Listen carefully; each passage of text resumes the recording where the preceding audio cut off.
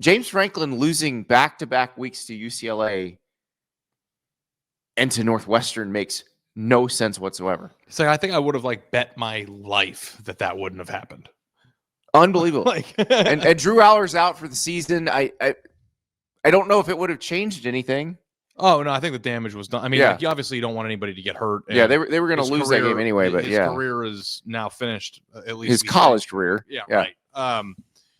So no more Drew Aller at Penn State unless he decides to sue somebody. I don't know, but for the time being, he's not going to be playing at Penn State. But yeah, even if he was still healthy and ready to play for the rest of the year, I don't know what you salvage from that. The only explanation that I can come up with, Andy, for what's going on here is that people had just thrown in the towel there. There's no other explanation. Well, Patrick says, as a Penn State fan, losing today didn't even cause pain. If anything, I felt relief. And I wonder how many Penn State fans feel that. But here's the thing. It's like if the buyout is around $60 million. It's in the high 50 millions. I don't know if they're going to pay that. Yeah. I guess the question is how dire does it need to get in order to do something irresponsible financially? And if the answer is very dire or worst case scenario, I don't know how you could draw up anything worse than this, because it's not just that they lost two. It's the first time I think I saw in 30 years a coach has lost back-to-back games as a 20-point favorite.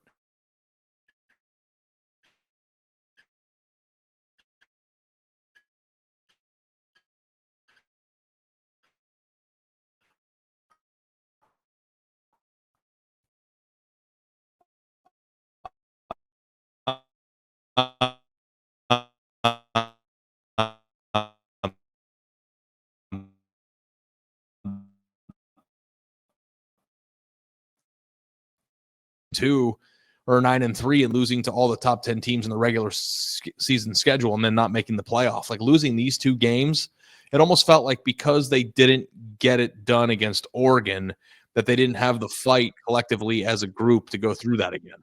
It was almost like that was it. If we can't do it now, then we're not going to be able to do it at all.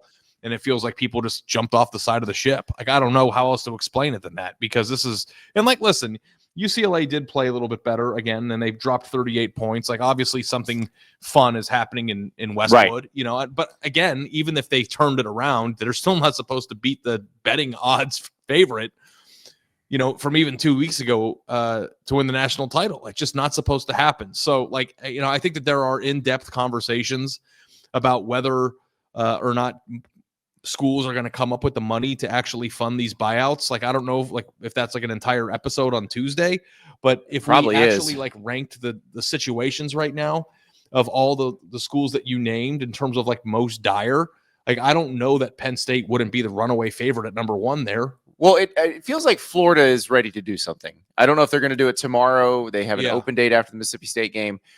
Florida went to Texas A&M. It looked like a shootout early. It was 14-14 in the end of the first quarter. And then Texas A&M just basically took the game over. I think Florida's the most likely to do it because Billy Napier has been fired 19 times in the last 12 months. Yeah, I think he's run out of lives. I just feel like this is a perpetual weekly conversation that goes back and forth. But we understand and knew what Florida's situation was kind of coming into the year. So when it happened, it was more of the same. What's going on at Penn State is so abnormal because James Franklin, for the most part, for the past 5 years, has not lost to anybody his team was favored against. 1 point or 28 points. It didn't matter. He beat all the teams they were supposed to beat. So now you're losing to the two worst teams in the Big Ten back-to-back weeks after having a reoccurrence of coming up short against Oregon. And it's this is the most freshly dire situation that there is. And listen, I don't know if it's going to be one of these deals where it just – he's too soon into his 10-year guaranteed contract to start having these conversations. But I don't even know. It's one thing to just say, okay, the season's a wash, but when you lose or a lost cause, but when you look into the offseason in terms of momentum and program building and what's next, I don't even know where you go from here as a program. It's not just a lost season. It seems like they've lost their way as a program completely. Yeah, it makes no sense. And I don't know how you come back from that. I don't know how you come back from it this season. I don't know how you come back from it next season. They're not coming back from it this season. It's over. But like, what do you do in the offseason? I don't even know. Like, go get better running backs. Like, You've got really good running backs. Your OC's pretty good. Go get a new defensive coordinator that you just made the highest paid defensive coordinator in college football after he won a national title last year. Like, they have the personnel. They're going to go replace Zane Durant for the better defensive tackle. Like, I don't know like what the move is. And it almost feels like to me, and I actually think that James Franklin has done a above average to good job at Penn State overall. Okay. Mm-hmm. Like, I don't know that it's just like this guy has just been in over his head for the past 10 years. Like, that's not true. I think that Penn State should have some appreciation for the consistency that he's brought to their program for the last decade.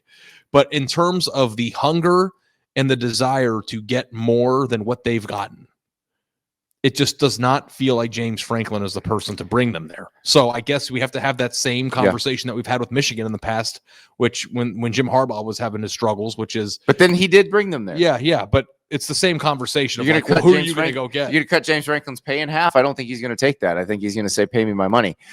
Jackson asks, is this the death of super coach contracts? Will the ADs finally play some offense in Andy's ADs versus agents? This is a good question because like the Billy Napier thing, going to happen. It's $20 million, $10 million due up front, $10 million due in installments. That's going to happen. We don't know if the Luke Fickell thing is going to happen, even though it feels like it has to happen because it's mid-20s. It's a lot of money for Wisconsin. They don't typically have the stomach for stuff like that, but it feels like it has to happen.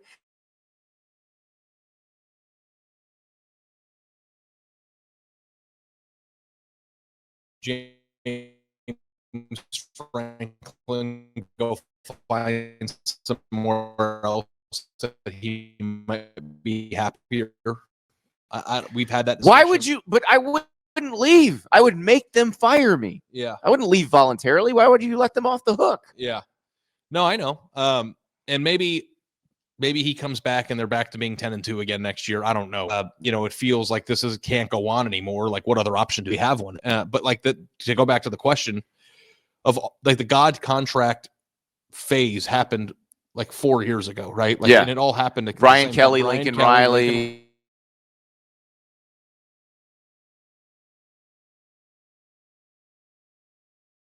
Line after that, they're like, well, if you're going to give it to Mel Tucker, then you're giving it to me, especially when you're trying to get people to go. But I thought the timing of the James Franklin's contract extension and the way it was awarded was kind of a weird timing to begin with, because at the time he was given that contract, they weren't like exceeding expectations beyond measure.